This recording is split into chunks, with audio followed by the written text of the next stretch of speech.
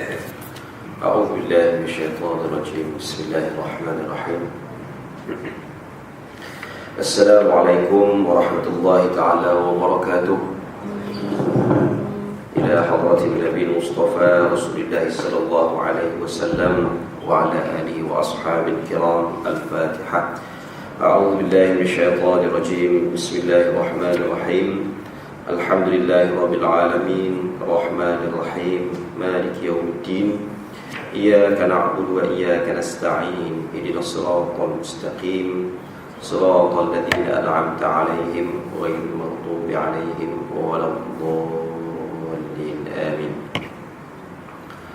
الحمد لله رب العالمين نحمده ونستعينه ونستغفره. والصلاة والسلام على نبينا وحبيبنا وسيدنا ومولانا محمد وعلى آله وصحبه أجمعين.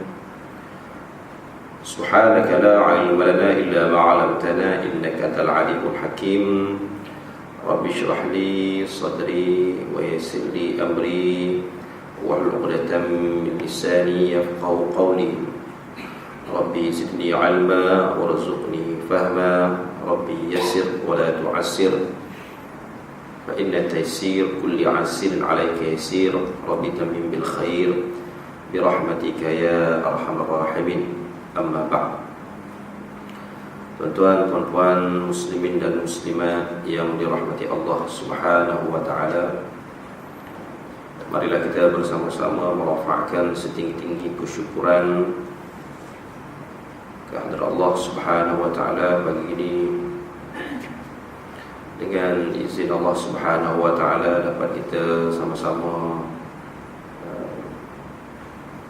bangun solat subuh berjemaah dan seterusnya duduk sebentar sebelum kita meneruskan urusan-urusan kehidupan seharian kita. Entah lagi hujung-hujung minggu ni nak meraihkan jemputan-jemputan majlis perkahwinan yang kadang-kadang tak teraih, terlalu banyaknya kan. Bila orang kata tak sampai dah surat saman, dia kata Allahu Akbar kan. Ada orang gurau itu. Ini kadang-kadang gurau bahasa, penggunaan istilah yang tidak baik. Dan ialah dia memang kita tak nafikan amalan memberi duit ni menjadi tradisi dalam masyarakat kita. Tapi tak bagi, tak ada salah sebenarnya kan. Tapi setengah tempat di negeriku yang tercinta, Negeri Sembilan, satu tempat, kita tak nak sebut nama tempat dia, satu orang-orang sebelah tu dia siap buat catatan pula. Tak tahan, bagi dia catat berapa. Kalau aku tak bagi ni, besok aku duri maka aku tak bagi pula. Allahu Akbar. Malang sungguh orang Islam macam tu, tuan-tuan. Sebenarnya kita buat majlis walimatul arus ni ikut kemampuan kita kan. Patutnya begitu. Bila berminta-minta ni kan tangan yang memberi lebih baik daripada yang meminta. Tapi itu meminta seolah-olah memaksa orang nak bagi. Kalau orang ada kemampuan, tak apa buat macam hari ni ada 5, 10 jemputan. Takkan tu yang tak sepecah duit tu, bukan pecah RM100 jadi RM10, RM10 jadi RM1 kan. Itu mujur tak ada duit dari duit RM2 pun tak RM2 lah kan. Nak bagi tempat tebal dia bagi RM5, dia bagi 5 keping RM1 kan. Jadi kadang orang tak kalah, tak apa orang kan tahu tak dia kan. Itulah jadi kalau boleh kita tak. Itu sebab pertama dia sebut tentang kemampuan, tak mau. Yang pertama tu memang kita nak ijtihad, kedua yang ketiga tu boleh jadi perkara yang boleh membanggakan. Kalau yang buat jenis kedua, ketiga, kedua biasa ulah lelaki, ulah perempuan. Tapi kalau boleh disepakati buat sekali terus kan senang. Kan sepatutnya. Dan yang wajibnya kita kata mengisytiharkan perkahwinan itu ikutlah kemampuan kita. Kalau kita rasa sampai tadi buat pembaziran, ini pembaziran macam-macam, jadi pembaziran lah. Dan kalau orang nak bagi sponsor silakan. Orang nak sponsor pelamin RM5,000 lah, tak ada masalah, sponsor lah kan. Ni kan sampai beribu-ribu kan. Boleh buat tapi kalau kita sampai tahap tadi itulah yang kita makhwatiri dalam majlis. Apatah lagi kalau kita lihat majlis hari ini diserikan dengan hiburan-hiburan yang boleh menyebabkan, kalau kita dalam hadis bila kita doa pengantin kan, barakallahu lakuma wa baraka alaikuma, kita minta berkat ke atas pengantin dan juga ke atas kedua-dua pengantin tu, tak langsung juga kita minta keberkatan dalam majlis tu. Tapi kita masuk hiburan-hiburan yang kadang orang berkaraoke, bercampur lagi kumpulan lagu-lagu yang memuja manusia, akhirnya keberkatan itu hilang. Bukan salah buat karaoke, saya tak kata salah, boleh, tapi maknanya dengan orang yang sesuai, yang menyanyikan lagu tu, yang lagunya pula memuji Allah Subhanahu wa taala. Jadi kalau yang masuk menyanyi tu perempuan bercampur pula berseronok lah pula, jadi bukan malaikat yang datang kan, setan yang datang. Jadi barakahnya tak ada dalam majlis perkahwinan. Kita nak barakah, bermula pada itulah sebab Nabi ajar, bermula daripada pencarian jodoh pasangan, kemudian dalam majlisnya ketika bersama suami isteri, kemudian anak, semua tu baru kita tengok balik. Yang tu barulah insya-Allah zuriat yang keluar tu dia nak masuk akademi Al-Quran, bukan akademi Fantasia. Kan? Baru gitu. Okey, tak apa. So insya-Allah kita pergilah mana yang kita mampu untuk raikan majlis. Saya semalam hampir 10 jemputan, dapat pergi satu je. Habis menikah orang pukul 12. Tu sambung pula pukul 2, nak ke mana lagi? Carilah kawan, tengok-tengok kad balik, cari yang ke Putrajaya je. Kan? Apabila pukul 3 balik, barulah berehat sikit. Berehat sampailah ke malam. Pagi ni pula nak keluar, habis je dengan tuan-tuan ni nak pergi pula. Jadi orang-orang membantu satu majlis yang agak besar jugalah untuk jemputan daripada pukul 8.30 kena pergi sampailah pukul 4 majlis di Bandar Baru Pagi. Orang minta tolong, kita kena pergilah kan, sekadar mana kita boleh bantu. Jadi bukan berada sangat dekat rumah kan. Kalau boleh sekali-sekali, kalau dalam keluarga dapat cabut keluar Putrajaya kalau boleh kan. Hari ni pun tolak lah menikahkan orang, kata tak maaf lah, tak dapat bantu, cari orang lain lah kata kan. Ya, imam saya, imam besar tak ada lah, sekarang berada di Amsterdam hampir 2 minggu lebih ni kan. Merana di sana atas arahan, mujuk saya tak kena kan. Dia ada jemaah saya staff saya perempuan, sempat di sana sebulan lebih hari itu menguruskan jenazah 7 jenazah wanita. Tak tahu cerita bukan di sini, di kedai kopi. Okey, dengan pengeras-pengeras yang tertentu. Tak ada, tapi yang pentingnya kita faham lah, iaitu adalah bagi orang yang pergi sana kena ada amanahnya, kena ada, kalau kita tahu tu urusan jenazah ada kan prinsip-prinsip ataupun sifat-sifat pemandi jenazah. Tapi yang penting kita faham sempurna insya-Allah. Ya, cuma bergaduh sikit lah, bukan gaduh maksudnya kecoh, kena tengok tak tengok. Elah bayang kalau tuan kita faham masuk sempurna insya-Allah. Tapi kalau kita tengok orang yang jatuh tinggi kan, bukanlah maksud kita kata hancur tak ada, langsung ada jasad dia kan. Tapi bila kita kata orang jatuh tinggi, kita sendiri pun jatuh pokok, jatuh apa pun, kesan tu ada lah kan. Tapi bukan nampak tu, apatah lagi 2-3 berapa hari baru jumpa, kita maklumlah jenazah kan. Kita cuba buat yang terbaik. Sahabat saya begitu, alhamdulillah tak ada masalah apa. Jenazah orang Islam alhamdulillah, walaupun tak dinafikan jenazah orang bukan Islam lebih baik kadang-kadang. Ada jenazah yang sempurna. Kita beri pendekatan, ambil pendekatan, beritahu kepada keluarga, anggaplah pertemuan yang terakhir itu adalah pertemuan yang membawa kenangan. Nanti besok kita tengok jenazah tu dah, misalnya kata dalam keadaan begitu, nanti takut kenangan-kenangan yang indah itu takut terlupa sebabkan trauma ke apa. Kadang itu kemudian tengok jenazah kan. Jadi macam-macam bayang nak pergi rumah. Maknanya sempurna, tapi kita faham di gambaran kita bayang orang yang jatuh tinggi. Macam tu. Maknanya sempurnanya bagaimana, insya-Allah anggota ada anggota sempurna cukup. Okey, tak apalah. Okey, itu sedikit mukadimah pada hari ini sebelum kita menyambung perbincangan kita dalam kitab Mastika Hadis Nabi sallallahu alaihi wasallam. Jadi tuan-tuan perempuan, kita akan menyambung seterusnya masih lagi dalam bab yang pertama pada hadis yang kedua yang bertajuk bab ni sebenar-benar perkataan dan sebaik-baik jalan pimpinan. Di pada hadis yang kedua itu kita bincang ada dalam tu ada 4 perkara. 2 daripadanya telah kita sama-sama bincang. Yang pertama dalam hadis ini menyentuh tentang penulisan hadis Rasulullah sallallahu alaihi wasallam yang telah dilakukan oleh sahabat-sahabat baginda. Yang kedua, baginda mengizinkan supaya hadis-hadis itulah yang kita nak bincang yang kedua ini. hadis-hadis yang mana Nabi SAW izinkan untuk tulis, yang banyak memberi manfaat kepada kita pada hari ini. Kalau kita tahu kitab yang hadis yang terkenal yang disebut Kutubus Sittah itu, ya, Sahih Bukhari, Muslim, apa semua tu. Jadi itu adalah kitab-kitab yang mana yang dikarang oleh para ulama kita, yang ditulis, yang dihimpunkan daripada hasil daripada tulisan-tulisan para sahabat. Walaupun tidak dinafikan pada hari ini, banyak juga orang beramal dengan hadukan beramal ialah mungkin sebab kekurangan pakar-pakar hadis, kekurangan orang yang ahlinya dalam bidang hadis.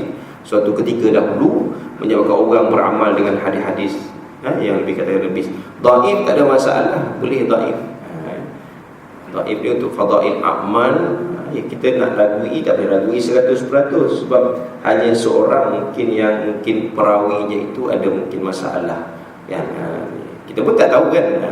Tapi maknanya ulama sepakat kata dhaif boleh untuk dijadikan fadail amal sebagai kelebihan beramal. Adapun hadis yang berbahaya, iaitu hadis yang direka, hadis palsu. Banyak hadis-hadis palsu yang direka, yang kita beramal dengan hadis tersebut. Mungkin disebabkan dulu kekurangan ahli-ahli, pakar-pakar agama hukum dan negara. Tapi bila ada ini dengan sistem teknologi, internet, kita kata boleh tengok online, boleh buka. Bagi orang yang ada pandai bahasa Arab, dia boleh buka, dia boleh search hadis-hadis yang dia tak dapat. Dia tengok status hadis tersebut. Hadis ni kalau bincang buat hadis panjang pula, kan, nak masalah hadis apa semua benda-benda yang luas perbincangannya apapun yang disebut sebagai hadis palsu itu, yang ada beramal ada ini, mungkin di sebelah-sebelah kampung masih di belah-belah bandar ni dah banyak dah kita berbincang benda-benda itu mengenepikan. Umpama macam saya pernah sebut, kalau di setengah kampung di negeri saya juga lah, kan? Sebab di sebelah tak banyak pusat-pusat pengajian agama ni kan. Itulah kan. Ni nak menaikkan sekolah pun kau main sengsara. Kawan saya buka sekolah dekat Seremban, bertahun dah 3 tahun mengumpulkan dana, kan. Ni baru tolak tanah, nak buat sekolah agama, sekolah rendah agama, susah. Nak cerita buat pondok lagi susah. Selangor ni pun ada tahanan sikit, ada juga tempat sekolah-sekolah agama kan, pondok-pondoknya ada. Kalau di sebelah Pantai Timur memang banyak lah, tak ada nafi kan. Okey, tak apa. Jadi bila di antara hadis yang banyak dia yang diguna pakai lama di kampung saya pun suka saya dengar dekat seronok, iaitu yang jadi semangat lah, iaitu hadis tentang kelebihan salat tarawih setiap malam. Ini hadis palsu, hadis palsu. Walaupun dia mengajak kita buat kebaikan, tapi kalau sampai tahap dia kata antara malam-malam yang kita sebut banyak buat apa-apa saya tak ingat. Saya pun tak apa nak layan sangat hadis tu kan.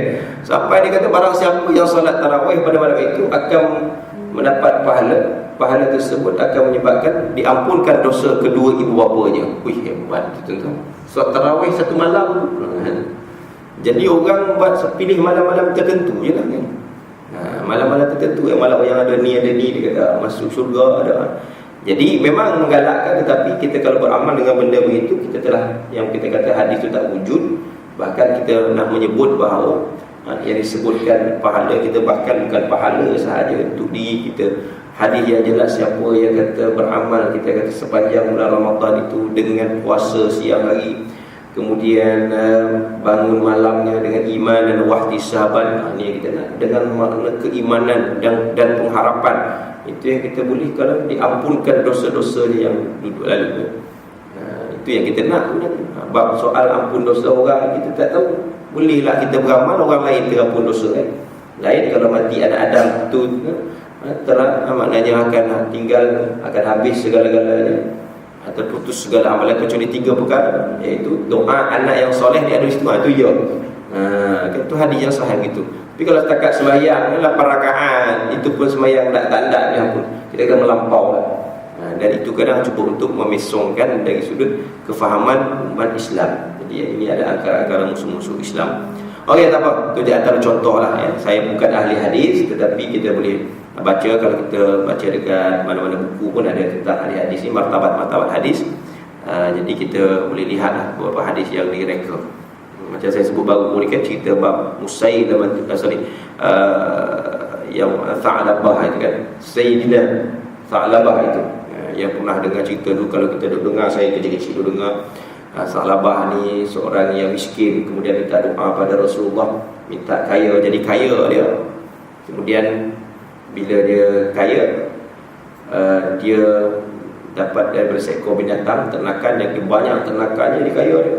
Dia sampai seruan membayar zakat, dia tak nak bayar zakat. Jadi didatangkan musibah, didatangkan penyakit kulit, kan? Sehingga mati dalam keadaan itu. Tak ada lain yang bawa Tha'labah, itulah seorang. Tiba-tiba dia bawa cerita tu. Padahal Tha'labah itu adalah seorang daripada sahabat yang terlibat dalam peperangan Badar 313. Bayanglah orang yang terlibat dalam peperangan Badar ini dijamin syurga oleh Allah Subhanahu Wa Taala. Macam mana termasuk cerita dia dibagi penyakit kulit tu tak bayar zakat? Ya, ini yang di antara itu kita boleh lihatlah penjelasan daripada Dr. Abdul Basit sendiri. Okey, baik. Tak apalah, mungkin sebab kita kata dia pakar-pakar agama ni dulu ramai, zaman-zaman dulu kan, tapi bila dah makin berkembang orang yang bawa tu kurang, dan hari ni khususnya dalam negara kita baru ramai di kalangan orang agama kan. Okey, tak apa. Yang kedua ni iaitu baginda mengizinkan supaya hadis-hadisnya ditulis. Kata penulis, kata pengarang, penulisan hadis-hadis Rasulullah sallallahu alaihi wasallam itu bukanlah dilakukan oleh sahabat-sahabat baginda secara rahsia. Maknanya sahabat dia bukan suruh-suruh. Ambil dapat ilmu ni dia tak suruh-suruh. Ada setengah orang kita dia dapat ilmu dia suruh-suruh. Tak nak beritahu ilmu dia. Okay. Tetapi dilakukan setelah mereka mendapat kebenaran daripada baginda. Sahabat-sahabat Nabi dengan sifat keadilan mereka tidak melakukan sesuatu perkara yang berhubung dengan hadis-hadis Rasulullah sallallahu alaihi wasallam khasnya, dan dengan perkara-perkara agama amnya mereka dengan tidak mendapat kebenaran daripada baginda. Disebut di sini iaitu sahabat-sahabat menulis, Nabi pun dah sebut. Memang ada di antara hadis yang kita bincang tentang Nabi melarang, kemudian Nabi membenarkan hadis-hadis baginda ditulis. Hadis kita faham dah percakapan Nabi, pergerakan dia punya sifat dia, okay. Itu semua yang ditulis oleh sahabat. Minta izin tu, nampak Nabi rambut macam ni, tulis rambut dia macam mana kan, kita dah baca. Nampak akhlak dia macam ni, macam mana kan, ditulis. Semua tu ditulis minta izin oleh sahabat-sahabat. Baru ni tuan-tuan dapat video, kalau saya dapat video, satu video pemindahan rambut Nabi. Rambut Nabi panjang tu. Memang kita duk cari, memang sahih kan. Tapi dia tak tunjuk cerita, dia buka ayat Quran sikit, dia tunjuk orang mengalihkan. Lebih kurang 5 minit juga video tu. Memang tu memang sah rambut Nabi. Dia ambil dengan keadaan. Bukan untuk orang bertawassul, untuk orang memuja, tidak. Dia menunjukkan mengalih, menjaga balik di antara kesan-kesan peninggalan rambut Nabi tu dia ambil. Saya tengok kalau yang sahabat video tu, saya tanya dengan kawan-kawan, tanya dengan orang alim, memang sahih. Masih ada lagi rambut Nabi. Okey. Itu tentang perkara yang kedua, keizinan Nabi dalam hadis-hadis yang tulis. Seterusnya, ketiga, segala yang disampaikan oleh baginda dari Allah Ta'ala tetap benar. Apa yang disampaikan oleh Rasulullah sallallahu alaihi wasallam tidak harus diragu-ragukan, kerana semuanya benar dan wajib diturut serta dijadikan pelajaran oleh pihak-pihak yang berkenaan. Ni faham tak? Kita tahu sumber yang kedua dalam Islam adalah hadis. Sunnah Nabi sallallahu alaihi wasallam yang pertama adalah Quran. Maka hadis datangnya untuk menjelaskan apa yang kurang jelas daripada Al-Quran. Jadi bila ada kita kata perintah-perintah yang datang daripada Allah Subhanahu Wa Taala, namun Nabi huraikan secara terperinci. Umpama kalau kita lihat dalam permasalahan meminum arak, jelas arak itu ada beberapa peringkat-peringkat yang diharamkan. Contohnya, dan perkara-perkara yang lain dalam masalah-masalah hukum hakam yang lain-lain. Kita tahu Islam ini merangkumi pelbagai aspek, daripada soal ibadahnya, soal akidahnya, ibadahnya, soal akhlaknya, soal kesufiannya, So rangkumi semua. Jadi Al-Quran bentangkan. Kemudian kalau kurang jelas, maka hadis yang membantu menjelaskan. Dan akhirnya ahli sunnah wal jamaah bersepakat, kalaulah masih lagi berlaku perbincangan yang sukar untuk cari jalan penyelesaian, maka ulama-ulama duduk bersepakat, dipanggil sebagai ijma'ul ulama. Ijma' ulama. Tengoklah keadaan-keadaan mereka berbincang-bincang di atas sesuatu isu, apalagi isu-isu yang muasarah, yakni semasa, isu-isu yang mendatang, yang tak berlaku zaman-zaman dahulu, zaman Nabi khususnya tak berlaku pada hari ini. Banyak kan, bahkan kita sebut sendiri hari ini, dadah sendiri pun tak ada zaman Nabi. Cuma ada dalam Quran ialah mumat dadah itu je. Tapi jangan bermain tuan ya. Itu ayat Quran kebetulan sama. Macam orang kata makanan Kelantan ada dalam Quran. Saja buat gurau-gurau je lah, jangan buat main kata buat main. Beriak budu kan. Iya kan nak budu tergeti kat situ, jadilah makanan Kelantan budu ke tak. Itu sebagai kata kena saja kan. Kita kadang-kadang terkena benda-benda ada tu yang apa? Kaki ada budak-budak kalau mengaji ada kaki dalam Quran dia kata kan. Apa tak ada ayat saya pun tak ingat kan. Tak apa, itu sekadar kebetulan, bukan kita nak mempermainkan ayat Quran, tapi maknanya kita beritahu sebutan-sebutan itu. Kalau terhenti bunyi dia budu, bunyilah budu, tapi kalau sambung budu iya tak ada masalah. Okey, jadi bila kita kata Al-Quran itu datang dengan membawa menyempurnakan perintah-perintah, kita kata yang ada termasuk isu-isu yang berbangkit pada zaman ini ya. Sudah ada tadi isu ya, kita kata isu apa, isu pernah tu ibu tumpang maknanya menumpang persenyawaan dalam orang lain, macam-macam lah. Kalau kita tengok masyarakat fatwa-fatwa isu ni macam mana nak selesaikan jenazah yang mati sekian-sekian, mati kena tembak, kita hancur, macam nak buat ni isu bincang dalam banyak fatwa.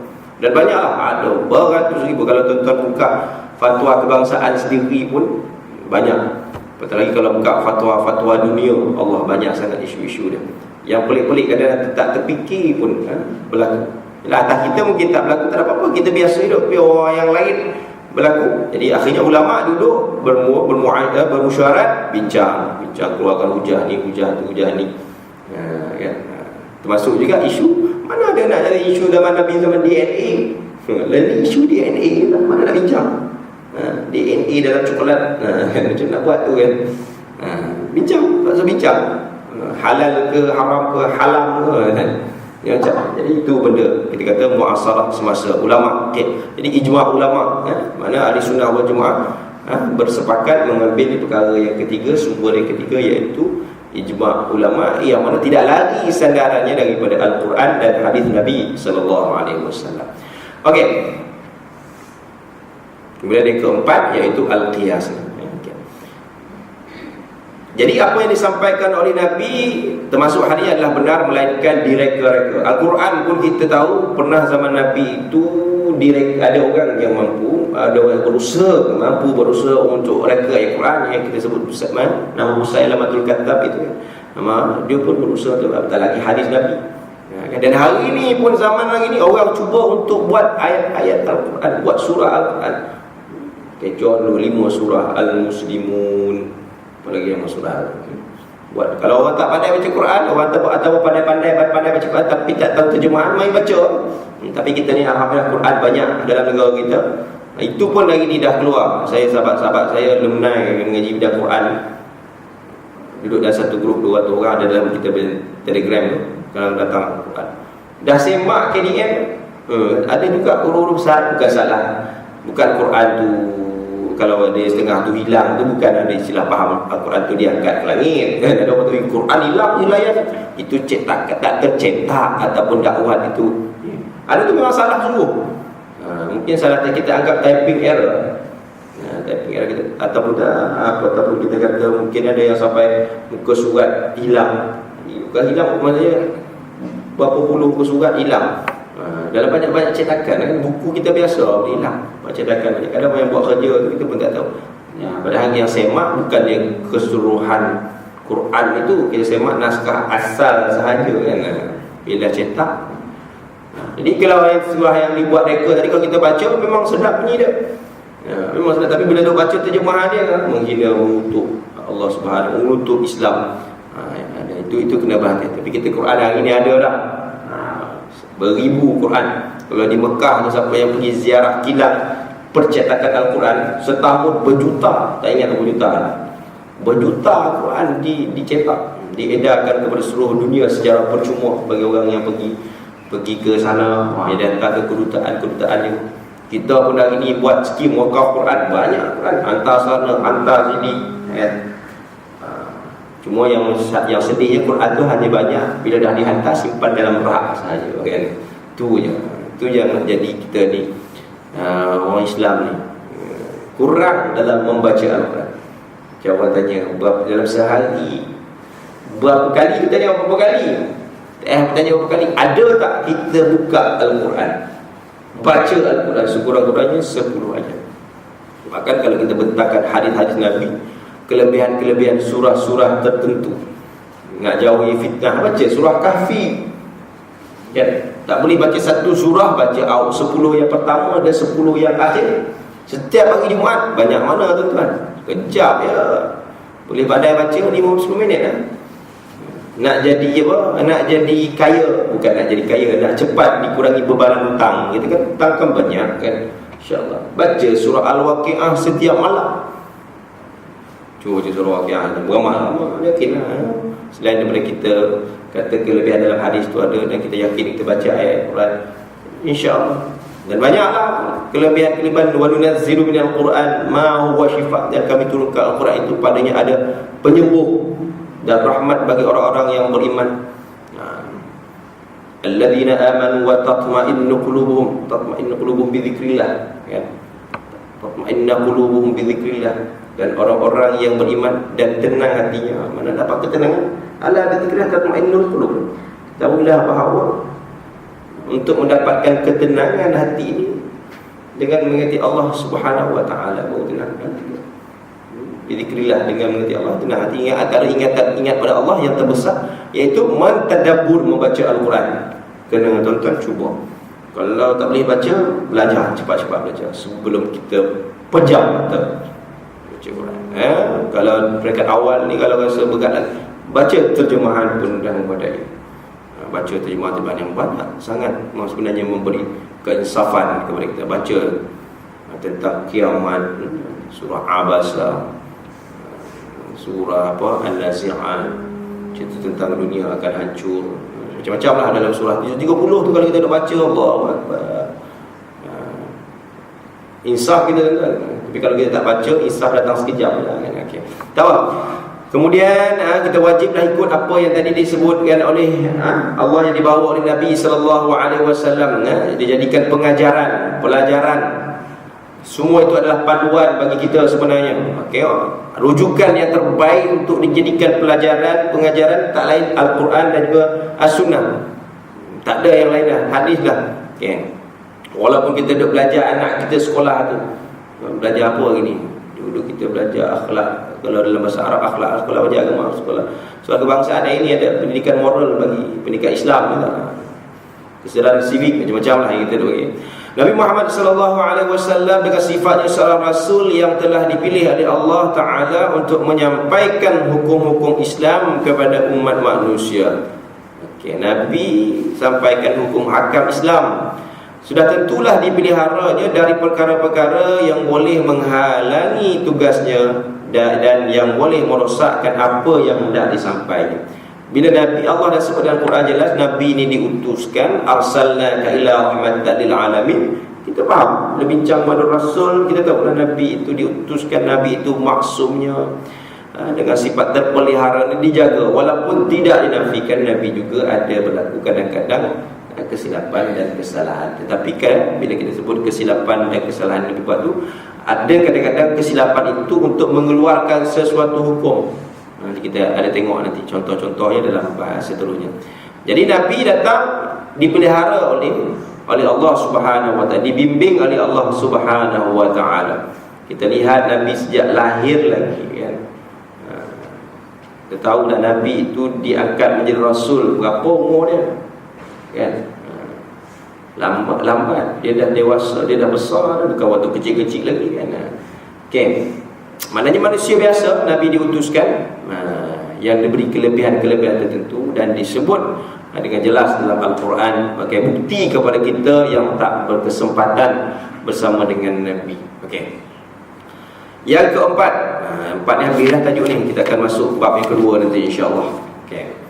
Keempat, anggapan berlakunya kesilapan pada penyampaian baginda adalah tidak benar. Istilah anggapan. Ada orang yang menganggap apa yang Nabi sampaikan adalah benda yang tidak benar. Khususnya bukan orang Islam sendiri, orang yang bukan Islam yang banyak mengatakan benda ini, apa yang Nabi sampaikan tu, alah dia manusia, takkan tak berlaku kesilapan. Jadi dia anggap itu. Bahkan ada juga orang Islam, itu bahayalah kalau orang Islam beranggapan begitu, mempertikaikan Nabi. Zaman-zaman hari ni banyak pertikaikan Islam, pertikaikan Al-Quran, hina Al-Quran, hina Nabi, banyak. Orang bukan Islam tu memang kita marah dengan dia, kan?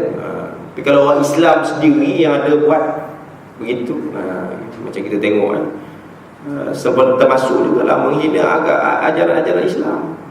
Wallahualam sahih tak sahih, kita terima gambar tu orang Islam bertudung, berlaku Photoshop, edit Photoshop, saya tak tahu lah, kan, edit gambar tu, pegang anjing, pegang apa, itu menghina, kan? Walaupun kita tahu hukumnya pun jelas, tak dilarang oleh agama, kan? Wallahualam sahih tak tahulah, kan. Tapi kita ambil pendekatan, tengoklah, kan, buat macam mana, bukan tahu pun siapa orang, kan. Okey, tak apa. Jadi anggapan dari pihak musuh-musuh Islam, musuh Islam ni kita tahu, orang-orang Islam sendiri pun ada yang musuh Islam, termasuk yang kalau kita kata orang yang munafik, na'udzubillah, ya. Bahawa musuh-musuh Islam dia kata apa yang diterangkan oleh Rasulullah sallallahu alaihi wasallam itu tak boleh dipegang dan tak boleh ditulis semuanya. Maknanya apa yang Nabi bawa tak semua boleh ditulis. Anggapan dia orang lah, tak boleh nak dipegang semuanya, tak boleh nak diikut semuanya. Sebab apa dia kata? Kerana baginda itu, kata mereka, ada sifat-sifat yang boleh jadi tidak mesti betul segala yang diterangkan. Maknanya apa yang Nabi bawa tak semua yang betul. Sedangkan kita bagi orang Islam yang yakin sebenar-benarnya Rasul itu utusan, kita dah sebut tadi, Nabi itu seorang yang dipimpin oleh Allah Subhanahu wa taala. Banyak ayat Quran tentang kita, arsalna rasulan, kami telah utuskan rasul-rasul. Bahkan disentuh juga bukan Nabi Muhammad, Rasul itu termasuk Nabi-Nabi yang lain juga, 24 Nabi yang sebelum itu. Ini semua salah satu cara untuk mereka mempertikaikan insan yang mulia ini. Okay. Jadi dia kata, apa contohnya seperti Nabi takkan tak ada perasaan marah. Dia kata, yalah, Nabi memang ada marah juga. Okay. Kemudian perasaan suka. Kalau suka tu macam mana mungkin dia sama juga suka macam kita. Okay. Sedangkan perasaan-perasaan ini kerap kali dapat mempengaruhi jiwa seseorang sehingga tergelincir dari jalan yang betul. Bila marah mungkin boleh sebabkan caci maki orang. Mungkin Nabi dia kata boleh maki orang. Dia kata istilah anggapan mereka. Kalau Nabi suka, mungkin Nabi suka seronok-seronok tu sampai dia tak ingat beribadah, dia seronok sangat dengan dunia. Mungkin begitu anggapan orang musuh-musuh Islam. Sedangkan kita baca Quran, kita baca hadis, banyak ayat Quran yang menceritakan tentang Nabi itu sendiri memang dipelihara oleh Allah Subhanahu wa taala. Okey, anggapan yang demikian telah timbul pada masa hayat baginda lagi. Jadi dalam bab anggapan-anggapan buruk terhadap Nabi ni bukan zaman kita saja, bahkan zaman Nabi sendiri dah ada dah. Itu sebab isu penghinaan, kita dah tahu isu karikatur, kartun hina Nabi. Ialah tu zaman hari ini Nabi dihina dengan bentuk sedemikian, kan? Apalagi orang tu sebut-sebut perkataan Muhammad macam-macam lah, ya. Sebagai orang yang inilah, na'udzubillah, kita tak naklah berlaku dalam masyarakat umat Islam negara kita ni. Walaupun bukan Islam negara kita ni, jangan buat begitu. Negara-negara luar yang buat dengan tuduhan-tuduhan yang tak sepatutnya kepada Nabi kita. Kita kata benda ni dah berlaku dah dalam bentuk yang berbeza. Dulu Nabi dihina dalam bentuk yang dalam fizikal mereka, Ada basikal Nabi sendiri kan.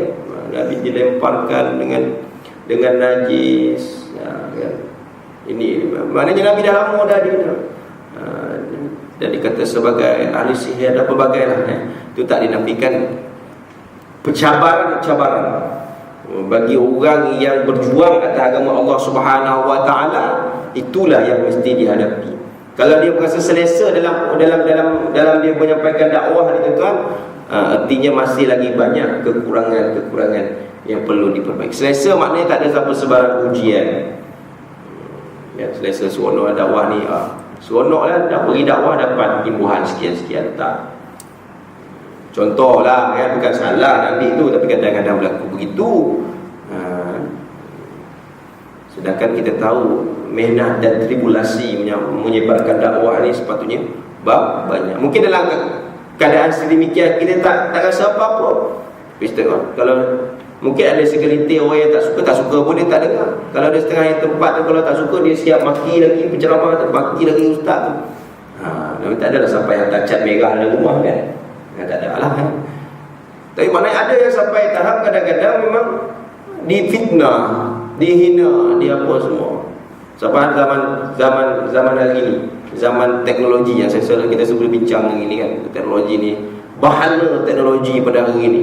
Allah Akbar. Ini kita tengok pada hari ini macam-macam lah kita rasa kan. Kita duduk banding amalan kita tuan-tuan dengan amalan orang-orang lain, orang yang baik-baik kan. Kita tengok nampak zahir baik. Amalan ibadah cukuplah sekali-kali macam mana. Oh banyak boleh kita dalam sehari, setiap hari sembahyang subuh berjemaah, dalam sehari, dalam seminggu, dalam sebulan, dalam setahun, banyak kita boleh solat jemaah.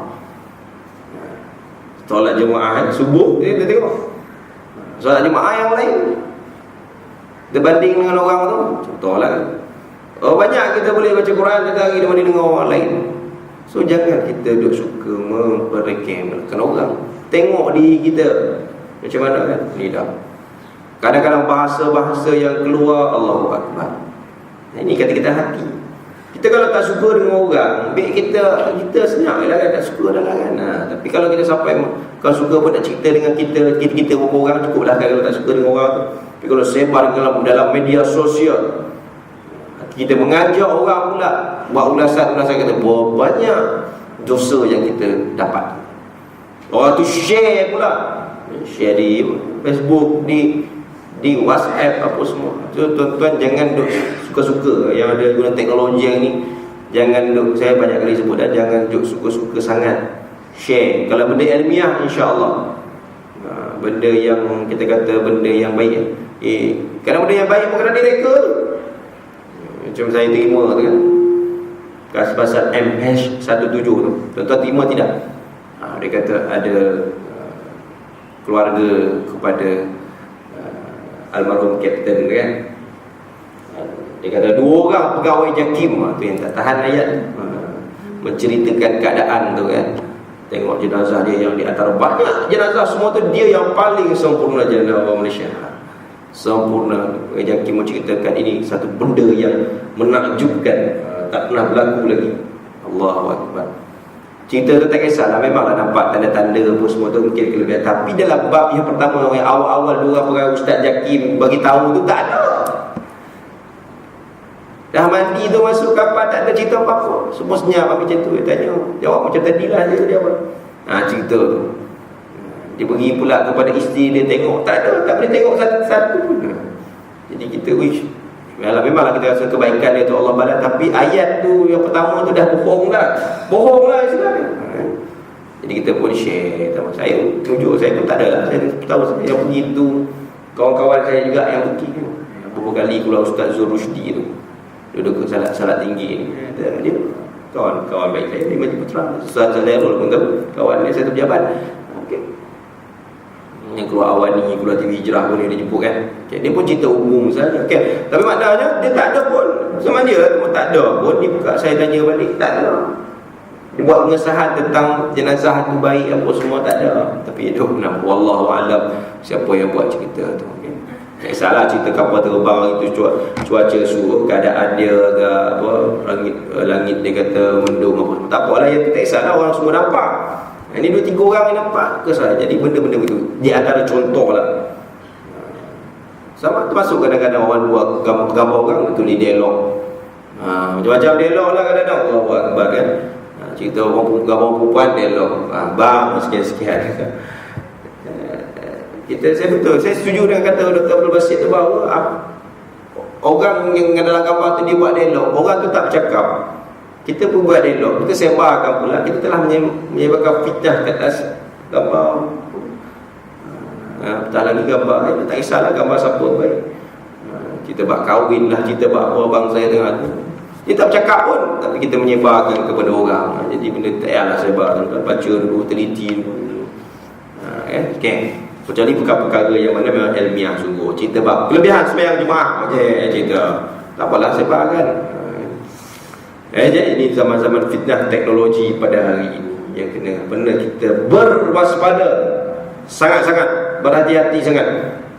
Takut kita di kalangan orang yang boleh menjadi penyebar fitnah. Ini kita fitnah akhir zaman tu kita. Okey, tak apa.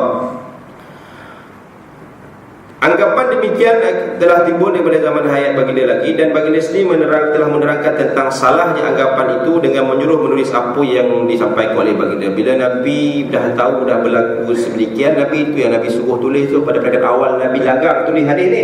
Tapi kemudian Nabi bagi kebenaran untuk menulis hadis baginda. Anggapan yang nyata salahnya itu adalah secara langsung menyentuh kedudukan kerasulan baginda. Itu anggapan yang jelas lah. Maknanya mempertikaikan Nabi ini bukannya seorang yang diutuskan oleh Allah. Dia manusia biasa. Itu anggapan orang dulu kan. Kerana sebarang keraguan tentang kebenaran kata-kata yang disampaikan oleh Rasulullah SAW bermakna ragu-ragu terhadap kerasulan baginda. Kalau dah pertikaikan apa yang Nabi sampaikan secara tak langsung, pertikailah kerasulan baginda. Memang kita ada orang faham, tak ada masalah. Kita tahu dah Nabi itu memang insan yang diutuskan. Bahkan bukan sebut Nabi Muhammad, kita tahu Nabi-Nabi terdahulu. Cuma kita berada dalam Nabi Nabi yang terakhir, akhir zaman, Nabi Muhammad SAW. Okey. Ada juga anggapan bahawa kesilapan berlaku pada penyampaian Rasulullah dengan alasan baginda pernah lupa. Itu anggapan orang. Okey. Tapi memang benar baginda pernah lupa, tetapi dengan itu tidak boleh difahamkan bahawa baginda boleh berlaku lupa pada segala perkara yang hendak disampaikan. Dia tak semua perkara lupa. Kita kalau kita dok melalui kehidupan ni, kita lebih banyak ingat berbanding pada lupa kan. Lupa ni datang sesekali. Bukannya nak kata lupa tu nak sampai tahap peringkat umur 70-80 so. Budak pun boleh lupa. Budak 6 tahun, 5 tahun tak ada masalah. Kadang budak dah 12 tahun kita kata boleh fikir dah, dia lupa juga. Lupa beg dia, lupa dia belanja apa, lupa. Lupa. Budak remaja pun kalau kita kata kuat ingatan dia, hebat dia belajar, memang dia A level lah kan. A level hebat lah. Dia lupa juga. Jumpa cikgu dia sekolah rendah, lupa dia kan. Tak ingat dah kan. Cikgu pula tegur dia. Ada kan. Berlaku lupa. Maknanya lupa itu memang dah. Dan Nabi memang pada status mana kita kata manusia itu memang ada sifat pelupa. Apa Nabi walaupun Nabi datang daripada di golongan manusia, memang ada lupa. Okey. Jadi Nabi lupa, dia kata lupa yang pernah terjadi pada Nabi ialah lupa yang diperintahkan baginda melakukannya untuk menimbulkan sesuatu hukum. Ni Nabi Allah bagi lupa nak datangkan satu hukum, seperti lupa baginda dalam sembahyang dari membaca tahiyat awal. Contoh Nabi lupa baca tahiyat awal, lalu diterbitkan hukum sujud sahwi secara amali. Sebab ada hukum Nabi dilupakan oleh Allah Subhanahu Wa Taala. Okey, tapi banyak Nabi perkara kehidupan banyak ingatan. Kita tahu kehebatan Nabi di kalangan manusia yang Allah ciptakan tak boleh ditanding. Termasuk segala-galanya, A to Z kita, tak ada daripada langit sampai ke bumi semuanya komplit. Kalau kita duduk bincang sampai orang kata Nabi Yusuf itu contoh, Nabi Yusuf itu dikatakan zaman itu je Nabi itu di kalangan Nabi yang cantik, banyak pun kita duduk bincang. Quran pun cerita tentang kecantikan Nabi. Bahkan Disebut di antara bila Nabi Yusuf itu di zaman itu, bahkan bila lahirnya seorang Rasul yang terakhir Muhammad, sebenarnya Nabi Muhammad lah yang lebih cantik lagi di kalangan para Nabi, lebih handsome lagi. Walaupun kita bukan nak menepikan Nabi Yusuf, tetapi secara totalnya Allah menjadikan insan yang mulia di kalangan para Nabi. Nabi Muhammad itu lebih cantik daripada segala-galanya. Maknanya komplit Allah ciptakan. Okey, tak apa. Sayugia diingat bahawa perkara yang tidak harus Rasulullah SAW berlaku silap padanya ialah perkara-perkara yang dibawanya dari Allah Ta'ala. Okay? Nabi diperintahkan oleh Allah, tak ada pun akan berlaku silap. Dan perkara-perkara keduniaan ataupun perkara-perkara kehidupan sehari-hari, kalau itu kita tak nafikan, mungkin Nabi juga ada berlaku kesilapan kan. Boleh jadi baginda berlaku silap padanya, dan boleh jadi baginda tidak mengetahuinya. Sebagaimana baginda sendiri pernah bersabda, maksudnya kamu lebih mengetahui perkara-perkara keduniaan kamu. Kita tahu kan Nabi datang bukan untuk jadi engineer buat bangunan, contoh kan. Nabi datang bukan suruh jadi seorang nelayan. Nabi memang peniaga ya ada Nabi kan. Nabi bukan jadi seorang arkitek, bukan lagi seorang pilot kan. Memang tak ada. Nabi diutuskan, kalau kita tengok sejarah Rasul ini diutuskan, pertama dia nak menyebarkan akidah, bagi kekuatan akidah, menyebarkan agama yang benar, mendatangkan menunjukkan akhlak yang terpuji, menyampaikan perintah Allah Subhanahu wa taala, menerangkan tentang ancaman Allah Subhanahu wa taala, menerangkan neraka, menerangkan syurga Allah Subhanahu wa taala, menegah umat manusia buat kemungkaran. Itu tujuan diutuskan Rasul. Tapi kalau urusan-urusan keduniaan, Nabi tak tahu urusan dunia lain. Sehingga Allah sebut dalam Quran yang jelas ni pun, Nabi pun mewahyukan, Allah wahyukan ini, fas'alu ahla dzikri in kuntum la ta'lamun. Surah An-Nahl ayat 43. Maka bertanyalah kamu kepada ahlinya. Ahli itu, walaupun soalan itu, perkara tersebut dituju kepada kaum musyrikin, bertanya tentang agama, ahli zikri, tapi diumumkan, dibahas kalau diumumkan. Bertanya, bila kita nak tahu, kita kena bertanya pada orang. Kita ada kemahiran tertentu kita. Tanya pada orang kalau kita tak tahu. Kita bukan tahu semua perkara, kan? Itu maknanya ada bahagian-bahagian tertentu. Orang ni bidang ni, orang ni bidang ni. Nabi pun begitu. Tapi kita tahu tujuan asal kepada Nabi itu diutuskan adalah untuk menyebarkan agama itu sendiri, okey, seperti mana yang saya sebutkan tadi. Okey. Jadi perkara-perkara keduniaan itu ialah perkara-perkara yang dapat diketahui oleh manusia dengan kajian sendiri. Kan? Peredaran masa daripada satu masa ke satu masa kan berubah. Kan berubah. Ini macam-macam perubahan yang kita lihat. Bila teknologi pun berubah segala-galanya.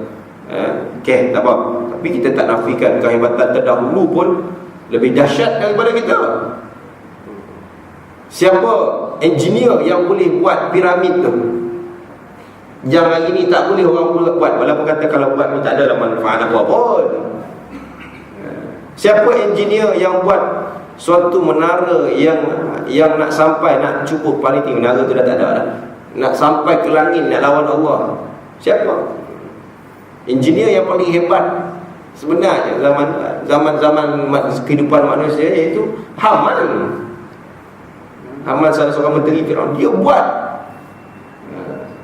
menara paling tinggi, tak ada, tapi lawan yang tawa-tawa yang dia nak pergi ke langit tu. Haman. Piramid sendiri pun hari ni pun tak ada orang yang boleh buat. Selalu piramid dia buat lah, kan?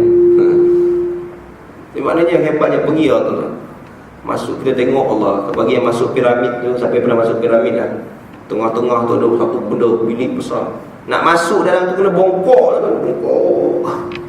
Ini pintu tu Allah. Saya pernah sekali bawa pelancong orang Malaysia lah, nak masuk sangat piramid. Saya kata saya duduk sini tak nak masuk piramid. Sekali itulah masuk, sebab bila saya tanya, sembang dengan Syekh, aku dah masuk piramid. Dia kata, lah kau pergi masuk piramid, dia kata. Tak ada benda lain, dia nak pergi ziarah, dia kata. Bawa pelancong, kata. Yelah tak payahlah carilah benda-benda yang lain, pergi makam Syafi'i ke kan, dia kata yelah makam Syafi'i pergi, tapi piramid tu tengok di luar dah, nak tengok masuk dalam. Masuk tu berselisih tu, masuk tu berselisih, tunduk ya. Dia kata kau tahu tak kenapa dibuat kecil tu? Dibuat kecil tu, orang masuk bongkok apa semua tu. Sebenarnya nak menunjukkan bila masuk dalam Fir'aun ada dalam tu, dalam keadaan kita tunduk kepada dia. Tunduk masuk. Oh gitu dia punya, di sebalik rahsia piramid itu dibuat sedemikian. Cerdik tak cerdiknya Fir'aun kan? Fir'aun zaman yang zalim tak? Fir'aun ni banyak kan? Ramses ke berapa tu? Maknanya cerita piramid tadi kan, kita tengok besarnya apa semua kan, dengan batu yang besar-besar dia. Bayangkan kalau batu besar tu, kita batu yang besar tu kat Malaysia ni orang buat timbang tanah kan, nak tahu tu, kita buat bangunan tu letak batu besar kan, itu guna crane tau. Kalau dulu crane mana ada mana. Walaupun ada cerita yang angkat tu jin lah, apalah semua kan, tak kisahlah. Yang penting lah, dia tengok batu yang besar, piramid, batu piramid tu lebih tinggi daripada batu kita sebiji tu kan. Dengan bentuk dah batu petak, tiba-tiba boleh jadi bucu pula. Kan, hebatnya teknologi orang-orang dulu sebenarnya berbanding dengan teknologi pada orang hari ini. Okey, tak apa.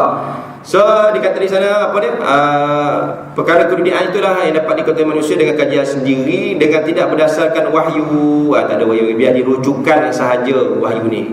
Okey, tidak bersandar berdasarkan keseluruhan daripada mana cerita bab benda-benda buat kereta apa semua, tak ada dalam Quran terus kan. Dia kaji lah, orang duk kaji. Cerita buat kapal terbang tak ada dalam Quran, orang kaji buat macam mana nak pergi jauh negara luar ni, naik kapal laut. Buat kapal laut pun tak ada lah bahtera Nabi. Okey lah, dia bincang tengok juga kan. Pergi naik kapal lama, pergi haji 4 bulan naik kapal, letih je lah.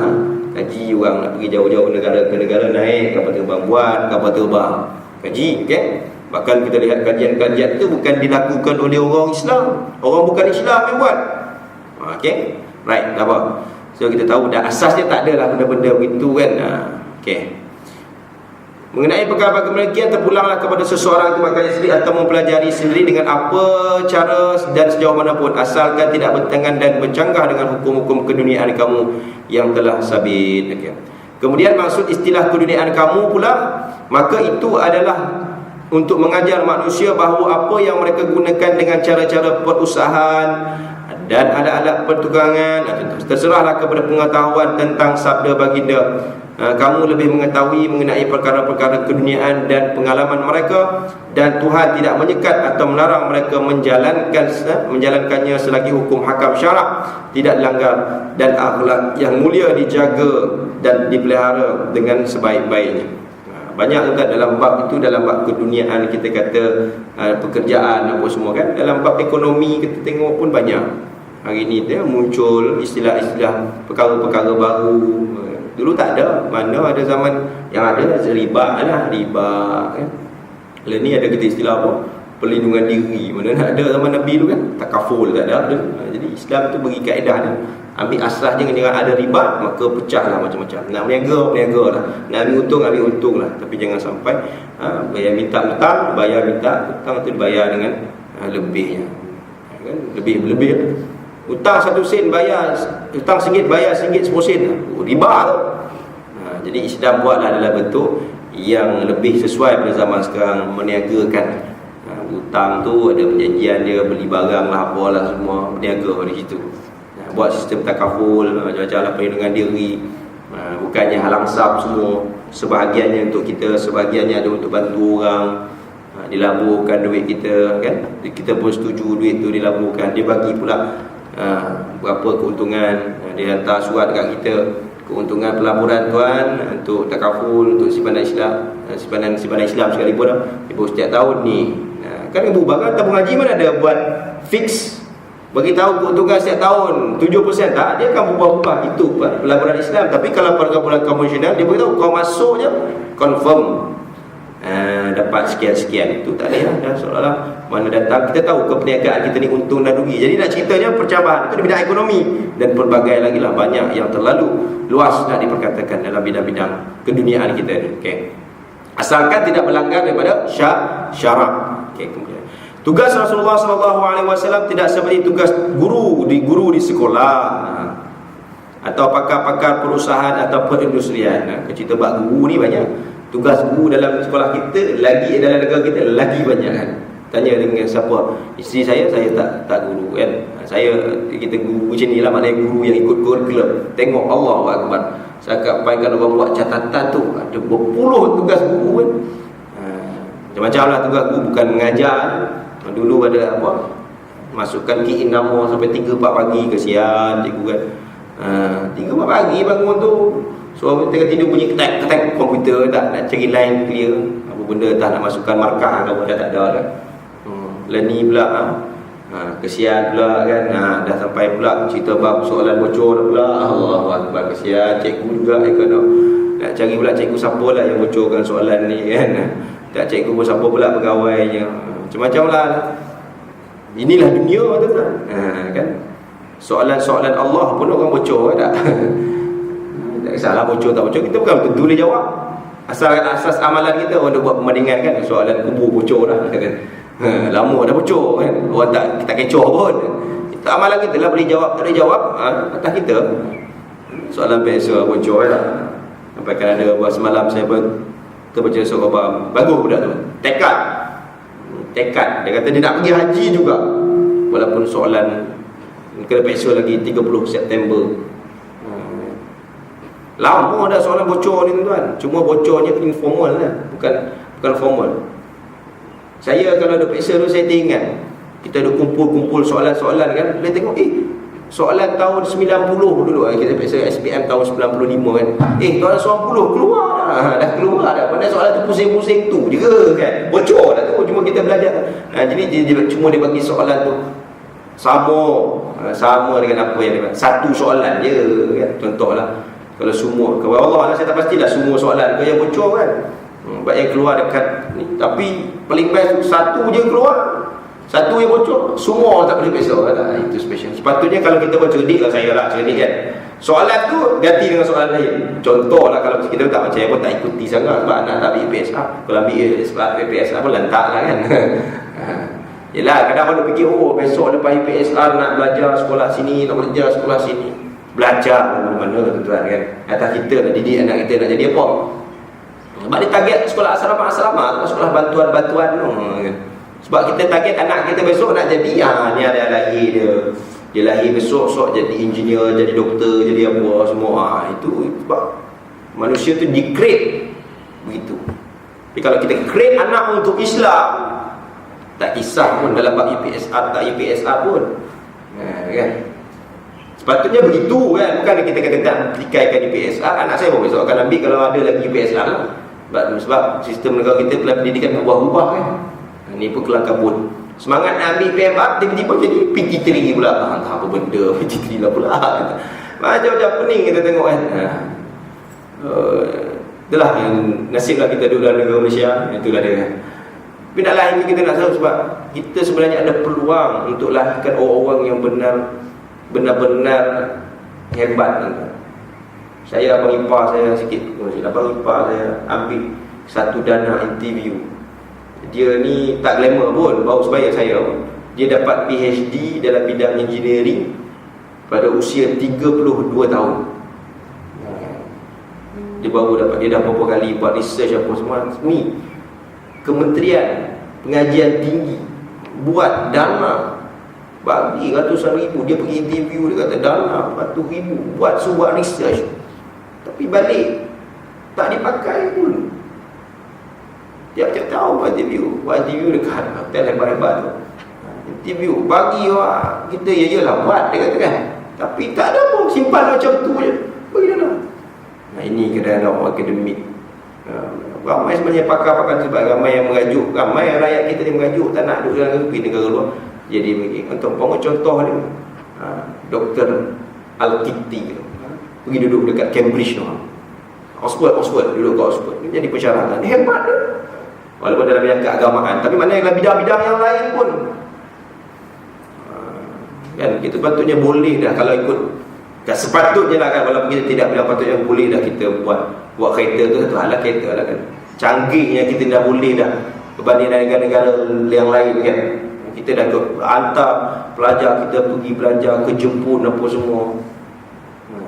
Balik-balik duduk buat pameran, suruh budak IKM buat buat mesin, tengoklah buat persembahan, inovasi. Tengok mana engineer kita yang hebat? Abang Ipah tu engineer, ngajar dekat UTM. Dia kata kalau boleh dia kata boleh kumpulkan kau, tapi kalau idea kami apa semua dinilai, dia kata man. Dia kata ni semalam saya menikahkan tengah ambil master di Jepun. Walaupun orang Jepun dia tak bagi semua ilmu tu keseluruhan pada kita.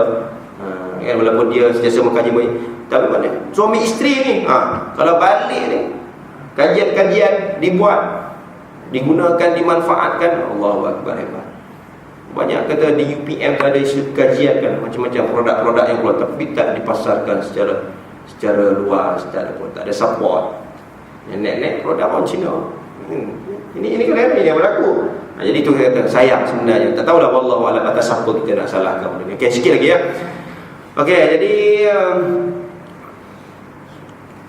diutuskan bukan mengajar atau sesuatu mengenai pengetahuan yang berhubung dengan cara-cara mengambil faedah di alam langit dan bumi serta segala isinya untuk kehidupan dunia.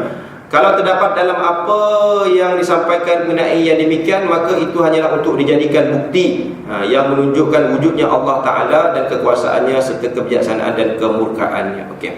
Adapun ilmu pengetahuan yang berkaitan dengan angkasa lepas, meliputi matahari, bulan dan bintang dan yang berhubung dengan bumi dan khazanah-khazanah yang terpendam dalamnya, demikian juga ilmu-ilmu pengetahuan yang bersabit dengan pertanian, peternakan, perikanan dan sebagainya, maka semuanya itu adalah termasuk dalam tidaklah termasuk dalam tugas Rasulullah sallallahu alaihi wasallam untuk menerangkan satu persatu, bahkan terserahlah kepada manusia mencari dan menjadinya, kerana Tuhan telah menjadikan manusia itu berakal fikiran serta memberikannya tenaga dan usaha ikhtiar untuk mencapai pengetahuan dan kepandaian bagi mendapatkan kesempurnaan hidupnya. Okay, jadi kita ada akal fikiran, maka tadi kita sebut golongan-golongan tertentu, cerdik, pandai, kita cendekiawan, kita fikir buat apa semua kan. Patutnya kita kena kumpul segala research mereka tu, buatlah untuk perkembangan negara. Tak perlu nak minta bantuan orang luar sebetulnya. Tuan-tuan tahu tak, hari belia yang lepas untuk buat map keseluruhan tu minta dari luar negara tu. Allahu Akbar, berapa banyak bayar tu. Tak nak cerita lah. Saya masuk dalam meeting tu, bukan 1,000 juta bayar untuk buat map untuk hari belia. Luar negara, orang putih datang. Aku pun tengah nganga pula, apa dia cakap ni. Dia bagi mesyuarat sebab masjid digunakan. Mana kepakaran orang Melayu kita? Tak percaya dengan orang Melayu kita sendiri. Ini nasib kita. Bukanlah kita sebab bayaran ke apa-apa, tapi benda yang Allah. Itu bukan benda beragama sangat pun. Kita nak buat jalan dia ni, bus ni tempat panggil orang luar. Okay, itulah nasib kita tuan-tuan kan. Itu realiti tuan-tuan. Tuan-tuan, kita nak kata macam mana, wallahu a'lam. Sama-sama kita berdoa agar kita diselamatkan oleh Allah Subhanahu wa taala fitnah dunia akhir zaman ni. Aku li qauli hadza wa astaghfirullahal azim. Sekian dahulu, wabillahi taufiq wal hidayah. Wassalamualaikum warahmatullahi taala wabarakatuh. Bismillahirrahmanirrahim. Alhamdulillahirabbil alamin wassalatu wassalamu ala asyrafil anbiya'i wal mursalin wa ala alihi washabbihi ajma'in. Allahumma zidna 'ilma warzuqna fahma. Allahumma arzuqna fahman nabiyyin wa hifdzal mursalin wa imanal muttaqin bi rahmatika ya arhamar rahimin. Wa sallallahu ala sayyidina Muhammad wa ala alihi washabbihi ajma'in. Walhamdulillahirabbil alamin. Taqabbalallahu minkum.